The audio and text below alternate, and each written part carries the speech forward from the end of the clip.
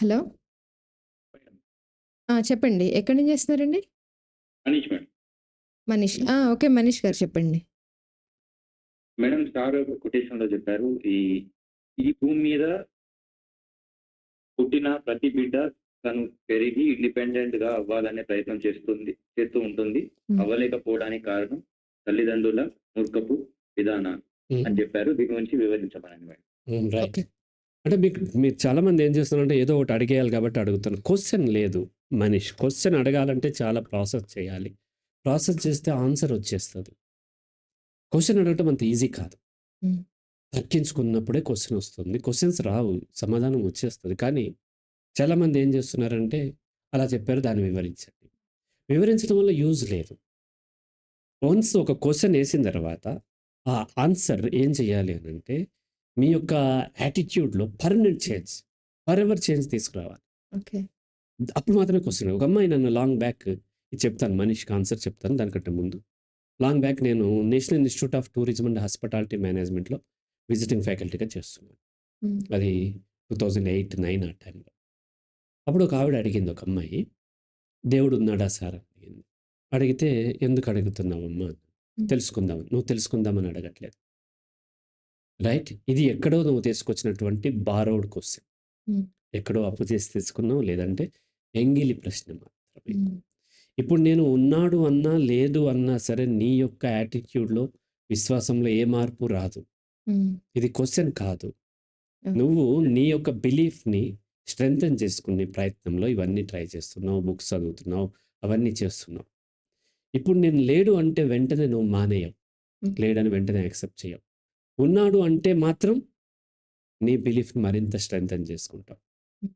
కాబట్టి ఈ విధంగా కాదు క్వెషన్. మీరు తర్కించుకోండి మీకు ఆన్సర్ దొరుకుతది. హ్మ్. ఆన్సర్ దొరికినప్పుడు క్వెషన్ అడగండి అని చెప్పారు. ఇప్పుడు మనీష్ అడిగింది ఏంటంటే నేను ఒక దగ్గర ఈ భూమి మీద పుట్టిన ప్రతి బిడ్డ ఇంక్లూడింగ్ హ్యూమన్ బీయింగ్స్ ప్రతి బిడ్డ అంటే నాటు మనుషులే కాదు. పశువులతో సహా, పక్షులతో సహా ప్రతి జీవరాశి ఇండిపెండెంట్ అయ్యే ప్రయత్నమే చేస్తున్నారు. హ్మ్. ఆ క్రమంలో అవ్వనివ్వకుండా అడ్డుపడేదేంటంటే తల్లిదండ్రుల, టీచర్స్ మళ్ళీ వచ్చేసి మన మీడియా, మత విశ్వాసాలు, రిలిజియన్ ఇవన్నీ అడ్డుపడుతున్నాయి. వాళ్ళు ఇండిపెండెంట్ అవ్వనివ్వకుండా. హ్మ్. కుక్కలు ఇండిపెండెంట్ అవుతున్నాయి కదా! ఇండిపెండెంట్ అంటే ఏంటి? చక్కగా వెళ్లి జాబ్ చేయటం అది కాదు. హ్మ్. లేదా బేరం ఆడటం అది కాదు. ఇండిపెండెంట్ అంటే ఎవరి సపోర్ట్ లేకపోయినా తనకు తాను బ్రతకగలగటం. అవును. డాగ్స్ ఏం చేస్తాయి? బిడ్డని కన్న తర్వాత కొన్నాళ్ళు పాలిచ్చి పెంచిన తర్వాత అవి వదిలేసి వెళ్ళిపోతాయి. పెరిగి పోతా ఉంటాయి. అవును. ఆవులు, గేదెలు ఆంధ్రాలో గేదెలంటారు. తెలంగాణలో బర్రెలంటారు. ఆవులు, గేదెలు ఆ బిడ్డల్ని మనం ఎక్కువ వాటిని చూస్తుంటాం కాబట్టి కొన్ని నెలలు దూడ పెరిగిన తర్వాత మళ్ళీ పాలు తాగటానికి వస్తుంటే దాన్ని తన్నేస్తూ ఉంటాం. ఎందుకు తన్నుతుంది? బిడ్డంటే ప్రేమ లేదా? ప్రేమ కాదు. మనలాంటి మూర్ఖపు సెంటిమెంట్ లేదు. హ్మ్. వెళ్లి బ్రతకమని చెప్తుంది. హ్మ్. నేను ఈ రోజున ఇక్కడి దాకా రావటానికి కారణం నా తల్లి నన్ను బయటికి పోయి బ్రతుకుపో అని తోసేసింది. హ్మ్. మా ఫాదర్ కొంచెం నన్ను దగ్గరికి తీసేవాడు. "వద్దు అంత దూరం ఎందుకు? నువ్వు ఇక్కడ ఏదన్నా చేసుకొని బ్రతకొచ్చు కదా!" హ్మ్. 2, 3 ఒకసారయితే కర్నూలులో ఉన్నప్పుడు 4 ఇయర్స్ నేను మా ఇంటికి కూడా పోలే. హ్మ్. లెటర్ ఒక 6 నెలలకో, సంవత్సరానికో ఒక లెటర్ మా పేరెంట్స్‌తో నేను రాసా. అంత ఏది 20స్‌లో ఉన్నప్పుడు. అంత మినిమమ్ కమ్యూనికేషన్ మాకుండేది. హ్మ్. టీనేజ్‌లో ఉన్నప్పుడే నేను బయటకొచ్చేసాను. సో, ఎప్పుడైతే బయటకు వచ్చామో కింద మీద పడతాము, కొన్ని దెబ్బలు తగిలించుకుంటాము, కొన్ని అవమానాలు ఎదుర్కొంటాము, కొంత లాస్ అవుతాము, కొంత మోసపోతాం. అప్పుడు మోసం ఉందని నేర్చుకుంటాను. ఈ ప్రకృతిలో ఉంది. బయటకి వెళ్తే మనకు నేర్చుకునే అవకాశం ఉంది. బయటకి వెళ్ళనివ్వకుండా ఆ పేరెంట్స్ ఏం చేస్తారంటే, మేము నేర్పుతాము. చిన్నప్పుడేమో వాడు తల్లిదండ్రులు అవసరమైనప్పుడేమో ప్లే స్కూల్‌లోనూ, డేస్ డే కేర్‌లోను, ఎల్‌కేజీ, యూకేజీ అనేటువంటి రకరకాల వాటిల్లో పడేశారు. అప్పుడు అవసరమైనప్పుడు ఇవ్వలే. హ్మ్. టీనేజ్‌కొచ్చిన తర్వాత అమ్మో! నా బిడ్డ ఏమైపోతాడో, నా కొడుకు ఏమైపోతాడో, బయటికెళ్తే బ్రతకలేడు అని మాటి మాటికి ఫోనులు చేసి వాడిని బ్రతకనివ్వండి. మాటి మాటికి ఫోను చేసి బగ్ చేయకండి. మీ బ్రతుకు మీరు చాలామంది పేరెంట్స్ వస్తూ ఉంటారు. పిల్లల మీద ఎక్కువ ప్రేమతో ఉన్న మదర్స్. హ్మ్. అమెరికా వెళ్ళిపోయాడు. ఇట్లా చేస్తున్నాడు, అట్లా చేస్తున్నాడు, చేయలేకపోతున్నాను. ఫోను చేస్తే చిరాకు పడుతున్నాడు. మీ కొడుకు జీవితం బాగుపడాలంటే, మీ జీవితం మీరు దాదాపుగా 50, 55 సంవత్సరాలొచ్చినాయి కదా! మీ జీవితం రెస్ట్ ఆఫ్ ద లైఫ్ ఎలా ఎంజాయ్ చేయాలి? ఎలా ఏం చేయొచ్చు అనేది దాని మీద ఫోకస్ చేస్తే, మీ కొడుకు తన జీవితం మీద ఫోకస్ చేస్తాడు. హ్మ్. అలా చేయనివ్వకుండా బిడ్డ తిన్నాడో లేదో, టాబ్లెట్లు యేసుకున్నాడో లేదో, ఏం చదివాడు. ఈ కొంతమంది ఏం చేస్తారంటే వాళ్ళ పిల్లలకి ఫోను చేసినప్పుడు కొంతమంది ఆడపిల్లలుంటారు చాలామంది. వాళ్ళు మా మదర్ ఫోను చేసిందని చెప్తారు. ఏమడిగిందమ్మా? ఆమెకి పీరియడ్స్‌తో విపరీతమైన పెయిన్‌తో బాధపడుతూ ఉంటది. ఆ రోజు సెషన్ ఉంటది సార్ నాకు ఈ రోజున పీరియడ్స్ ఉన్నాయి. నాకు నా దగ్గర అన్నీ ఓపెన్‌గా చెప్పగలుగుతారు. రాలేను సార్ పోస్ట్‌పోన్ చేయండి అంటారు. తర్వాత వచ్చినప్పుడు అమ్మ ఫోను చేసింది నిన్న. ఏమడిగిందమ్మా? మీ పీరియడ్స్ గురించి కానీ ఏదన్నా అడిగిందా? అంటే నో. అది ఫినిష్ చేసావా?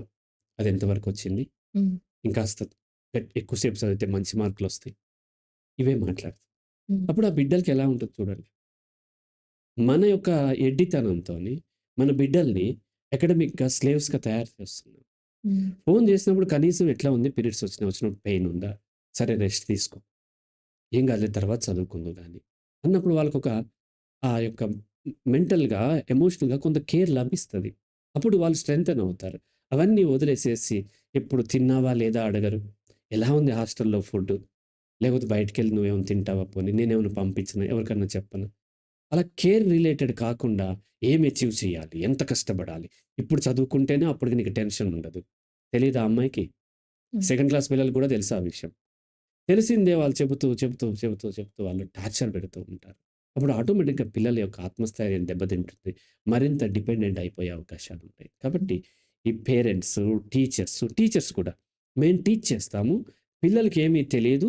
మాకు తెలుసు అనే ఫీలింగ్‌తోని టీచ్ చేస్తూ ఉంటారు. పిల్లలు చాలా తెలివైన వాళ్ళు. నేను చెప్తాను ప్రతి పిల్లవాడు కూడా సైంటిస్ట్‌తో ఈక్వల్. హ్మ్. ప్రతీదీ రీసెర్చ్ చేసి తెలుసుకోవాలనే ప్రయత్నం చేస్తూ ఉంటారు. కానీ టీచర్సే వాళ్ళ యొక్క క్యూరియాసిటీని, వాళ్ళ యొక్క రేషనాలిటీని, వారి యొక్క రీజనింగ్‌ని కిల్ చేసి మేము టీచ్ చేస్తాము అని చెప్తుంటారు. There is no teacher in this world. Teacher లేడు. ఉన్నదల్లా ఓన్లీ లెర్నర్ మాత్రమే. నేర్చుకోవాలనుకుంటే ఏ టీచర్ లేకపోయినా వాడు నేర్చుకోగలుగుతాడు. అవును. మనకేంటి ట్రెడిషనల్‌గా గురువు లేని విద్య గుడ్డి విద్య. హ్మ్. గురువు లేనిదే విద్య లేదు అనుకుంటే మనం ఆది మానవుల్లాగా ఉండిపోయేవాళ్ళం. హ్మ్. ఎవరో ఒకరు గురువుని కాదని నేర్చుకోబట్టే అడ్వాన్స్‌మెంట్ అయింది. ఇప్పుడు నేను యూనివర్సిటీని లేకపోతే అకాడమిక్ బుక్స్‌ని కాదని ఫర్దర్‌గా స్టడీ చేయబట్టే నేను ఎగ్జిస్టెన్షియలిజం ఈ థెరపీని నేను డెవలప్ చేసి ఇన్ని వేల మందికి నేను కౌన్సెలింగ్ ఇచ్చి వాళ్ళ సమస్య నుంచి బయటికి తీసుకురాగలుగుతున్నాను. అంతేకాదు బుక్స్‌లో ఉన్నయే బై హార్ట్ చేసి బుక్స్‌లో ఉన్నయే రిపీట్ చేస్తున్నట్లయితే that is not at all learning. Not only psychology ఏ ప్రొఫెషన్‌లో అయినా సరే beyond books, beyond teachers, beyond university, beyond parents try చేయాల్సిందే. అలా ప్రతి బిడ్డ ఎప్పుడైతే పేరెంట్స్‌ని దాటి బయటకి వెళ్తూ ఉన్నాడో, వెళ్ళనిచ్చినట్లయితే వాళ్ళకి ఇండిపెండెంట్ అయ్యే అవకాశాలు పెరుగుతాయి. అట్లా కాకుండా కంట్రోల్ చేసి మేము వాటికి శ్రద్ధ తీసుకుంటాము అన్నప్పుడు మీరు చనిపోతారు. తర్వాత కూడా మీ బిడ్డ బ్రతకాలి గదా! హ్మ్. కాబట్టి మీరు లేనప్పుడు మీ బిడ్డ మీతో పాటు చనిపోవాలనుకుంటే అప్పుడు ఆ విధంగా కేర్ తీసుకోండి. అలా కాకపోతే వాళ్ళకి ఎమోషనల్ సపోర్ట్ ఇవ్వండి. మోరల్ సపోర్ట్ ఇవ్వండి. ఆటోమేటిక్‌గా వాళ్ళు ట్రై చేస్తారు. ఒకసారి ఫెయిల్ అయినా మరొకసారి ముందుకు వెళ్ళటం అనేది జరుగుతుంది. Right Manish? Yes sir. Thank you right. Sir. Welcome. Right.